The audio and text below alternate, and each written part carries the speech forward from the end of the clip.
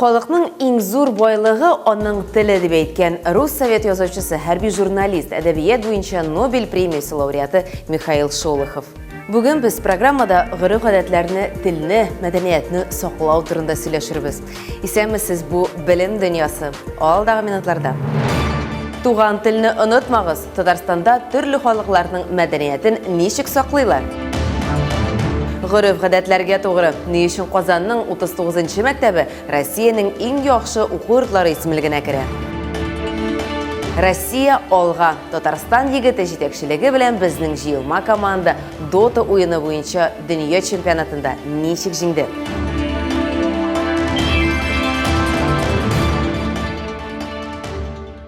Россиядә халык санын алу башланды. Масштаблы сораштыру барышында бирелә торган сорауларның берсе милләткә, туган телгә багышланган. Бу мәсьәләләр әһәмияте икътисад, социаль өлкәләре белән бер рәттә. Бу мәгълүматлар белем бирү программаларының нәтиҗәлелеген, милли мәктәпләрдә ихтыяҗ дәрәҗәсен бәяләргә, шулай мәдәни инициативаларга ярдәм итүнең өстенлекле юнәлешләрен билгеләргә мөмкинлек бирәчәк. Телләр турында алынган мәгълүмат этномәдәни һәм тел күплелеген саклап калуга ярдәм итәчәк. Бу гомум Россия бердәмлеген ныгытуда мөһим күрсәткеч. Татарстанда 170-тән артык милләт вәкиле яши. Аларның тәңгәллеген туган телдә сөйләшү өчен, балаларга туган мәдәниятне тәрбияләү өчен якшәмбе мәктәпләре, ассоциацияләр, халыклар дуслыгы йортлары оештырылган. Һәм тагын бер чара. Татарстанда яшәүче халыкларның туган телләрендә махсус диктант уза. Чуаш, мари, төрек, бурят, украин һәм башка телләрдә, хәтта хинди телендә яздылар. Диктантта Эльвина Мунабутдинова булып кайтты. И туган тел, и матур тел, әткәм-әнкәмнең теле. Барысының да үз туган теле, үз туган мәдәнияте бар. Ул һәркем өчен үзенчәлекле һәм һәр вакыт якын. Татарстанда 173-тән артык милләт вәкиле яши. Аларның һәр кайсының үз мәдәнияте, тарихы һәм гореф-гадәтләре бар. Һәм әлбәттә тел. Республика халыкларының туган телләрендә диктант беренче тапкыр үткәрелә. Аның максаты белем дәрәҗәсен күтәрү, туган телләрне популярлаштыру, туган тел укытучыларны һәм аларны өйрәнүче филологларның танылуын арттыру да мөһим. Бу диктантны бар мәктәп укучылары гына түгел, аларның әти-әниләре, әби-бабайлары да яза. Һәм текстлар без эшләдек үзебезнең күршеләр белән, ягъни без Чувашиядән, Удмуртиядән, Мари-Илдән, Мордовиядән диктантларның текстларын язып эшләп җибәрделәр. Инде диктантны безнең укытучыларыбыз укый һәм бүгенге көндә бездәге саннар буенча диктант язуда 3000-гә якын кеше катнаша. Диктант текстлары 100-150 сүздән торды. Алар Башкортстан, Мордовия, Удмуртия һәм Чуашстан югары уку йортлары галимнәре, шулай Казанның күп милләтле якшәмбе мәктәбе педагоглары тарафыннан әзерләнгән иде. Чуаш, Мари, Удмурт, Мыкша һәм Әрҗан авылларында диктант үткәрү өчен мәйданчыклар Татарстанның 43 районының 29-ында әзерләнгән. Казанда диктант 5 телдә генә түгел, төрек, бурят, Азәрбайҗан, грузин, әрмән, гарип, немец, украин, кыргыз, башкорт һәм хинди телләрендә дә язылды. И поэтому сегодняшний день такой классный. Шуңа күрә бүгенге көн шундый яхшы көн. Чуаш телендә диктант язганда мин кабат бу мәктәп парына әйләнеп кайттым, үз телен онытмас өчен. Бүген мин диктантта катнаштым, бик шәп, дулкынландыргыч булды. Моны ешрак кулланырга кирәк дип уйлыйм. Я не понимал участие в мавийском диктанте. Мин бүген Мари диктантында катнаштым. Диктант үзе катлаулы булмаса да, күптән Мари телендә язмаганлыктан белем бирү билгеләрендә кайбер кыенлыклар һәм кайбер авыр мәсьәләләр булды. Казанда чараны үткәрүнең төп ноктасы күп милләтле якшәмбе мәктәбе булды. Анда туган телне өйрәнү белән теләгән һәркем шөгыльләнә. 3 яшь төркеме бар. Хәзерге вакытта 19 халык үз туган телен өйрәнә.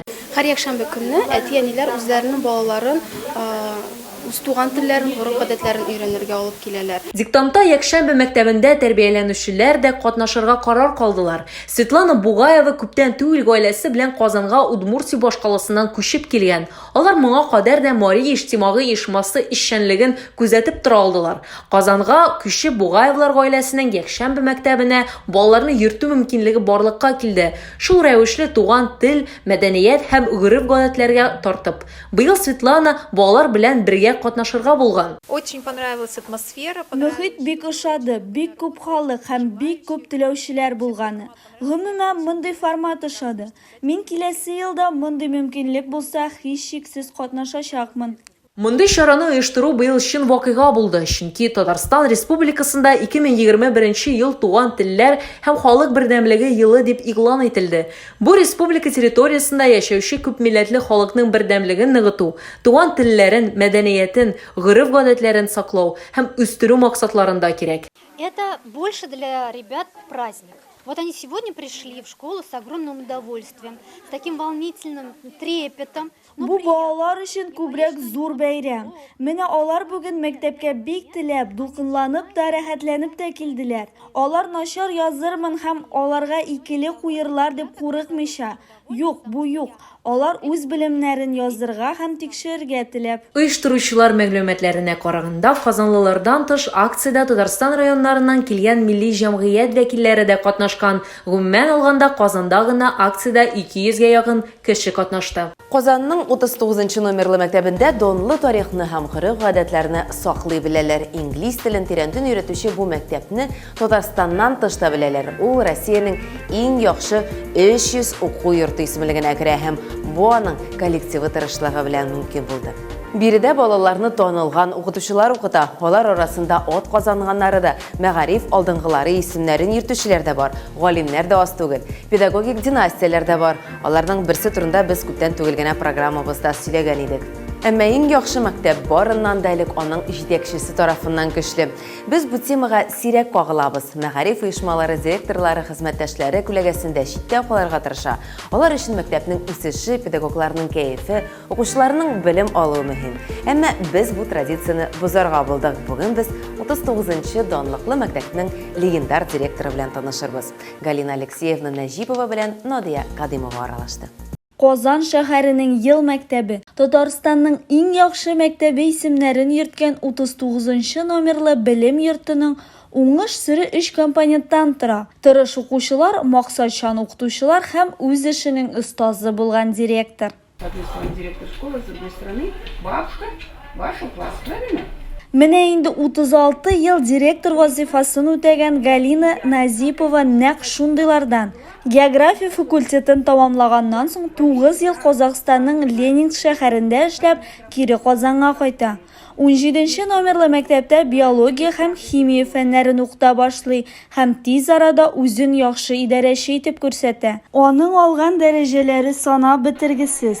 Хатын-кыз ел директоры, биология фәннәре кандидаты, Татарстан Республикасының иң яхшы директоры, атказанган укытучы һәм башкалар. Активная жизненная позиция, это была основа всей моей жизни. Актив тормыш позициясе ул минем тормышымның нигезе булды. Мин һәр шак үзешчән сәнгатьтә катнаштым, җырладым, шигырьләр укыдым. Мин буларның барысын да яхшы башкара идем һәм иң мөһиме чын күңелдән. Укытучы барысын да белергә, күпкырлы булырга тиеш тоелды миңа. Мин үземне нәкъ шулай формальлаштырырга тырыштым. Директор чын мәгънәсендә мәктәп тормышы белән янып яши.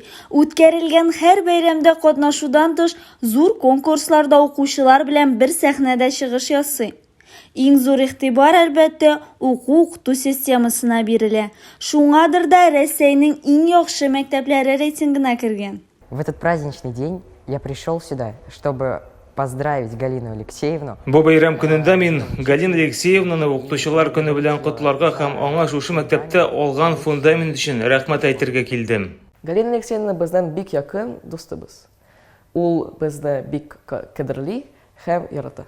Инглиз телен тирәнтен өйрәтүгә басым ясаган 39-нчы мәктәп зур тату гаилә булып яши.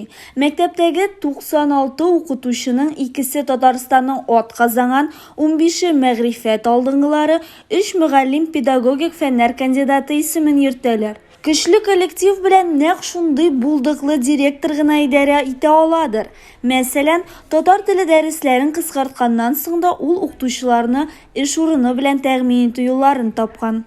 Аның кул астында безнең 15 укытучы һәм ул безнең барыбызны да саклап калды. Бүгенгесе көнгә кадәр.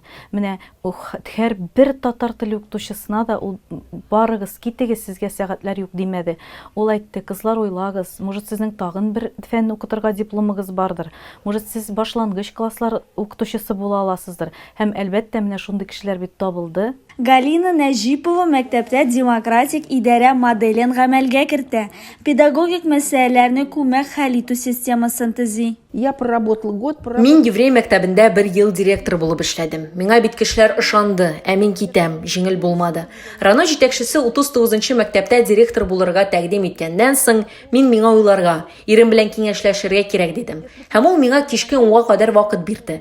Көн буе ни эшләргә белми, уйлап йөрдем. Кич белән ирем син нык телисең, шалтырат диде. Мин нәкъ 22 сәгатьтә шалтыраттым һәм җитәкчем сезнең җавап юк дигән сүзме диде. Мин риза дидем. 1999 елны 14 ел эшләгән мәктәбендә соңгы кыңгырау бәйрәмен уздырып, икенче көнне белмәгән мәктәпкә директор булып килгән Галина Нәҗипова бүгенге көндә Казан шәһәренең мактаулы гражданины исемен йөртә. 18 миллион доллар Путин котлаулары һәм Казаннан килгән тренер Россия командасы Dota 2 уены дөнья чемпионатын ничек итте? Бу хакта Нияз Рахман сөйләр, атна саен ул сезне мәгариф дөньясының кызыклы интернет яңалыклары белән таныштыра.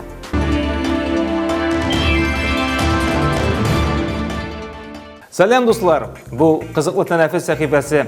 Демәк, алдагы минутларда күңелле үтәчәк. Интернет дөньясында ниләр барсын? Нинди видео язмалар миллионлаган караулар җыя. Булар хакында алдагы минутларда. Россиядә беренче тапкыр октябрь аенда Тиләр көне билгеләп үтелде. Шул уңайдан иң шәп әти нинди сифатларга ия булырга тиеш дигән сораштыру үткәргәннәр.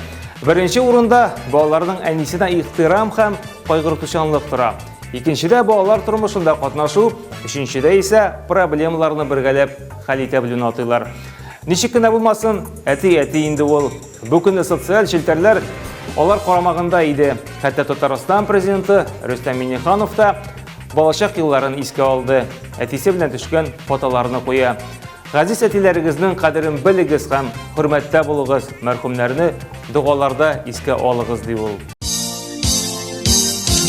Сагынам әтиен, шәшименнән сыйпавын, иркәләп кышуың сагынам.